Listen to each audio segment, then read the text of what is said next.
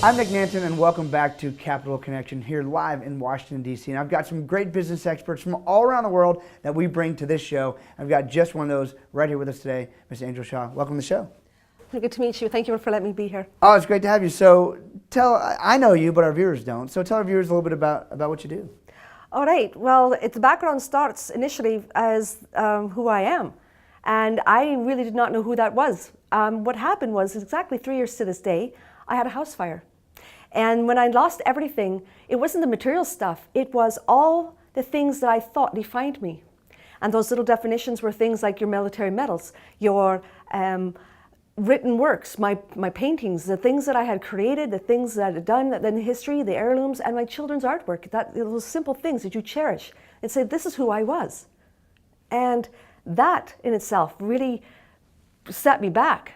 And I asked myself, who is Angel Shaw? And it was the words from my grandfather that really helped me at that moment when he said to me, during a very strong, deep heart-to-heart over a bottle of rum actually, and he said, you know, you are born in this world with one thing that you will only take to the grave, and it doesn't matter about your material stuff, and that's your name. So you're going to take that name from your ancestors, you're going to pass it on to your progeny, and now ask yourself, what are you going to do with it?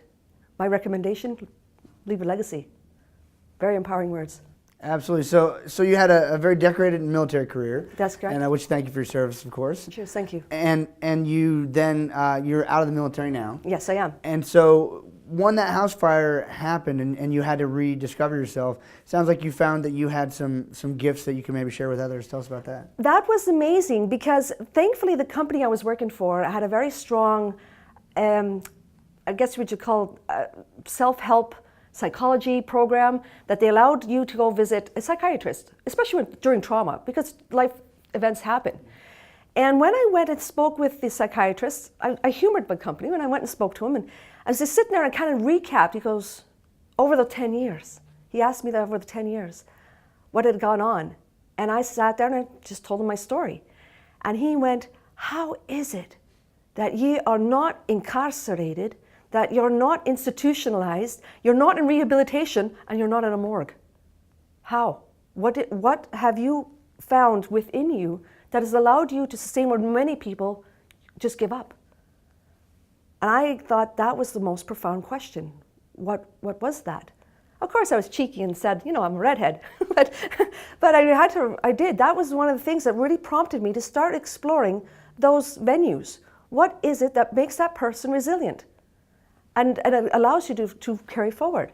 And again, it's even when I was down at my lowest, pearls of wisdom from my grandmother. She said, don't worry, child. Remember that the finest swords have been hammered and go under a lot of heat to become the best. And your maker isn't out there to destroy you, but make you the finest. So that little pearl of wisdom just gave me that inspiration I really needed. And I acted on that. I just kept that in the back of my mind.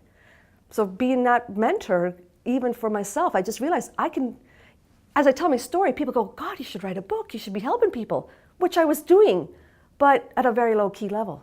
And that's what inspired me to stake it. Maybe I need to take this up a couple notches.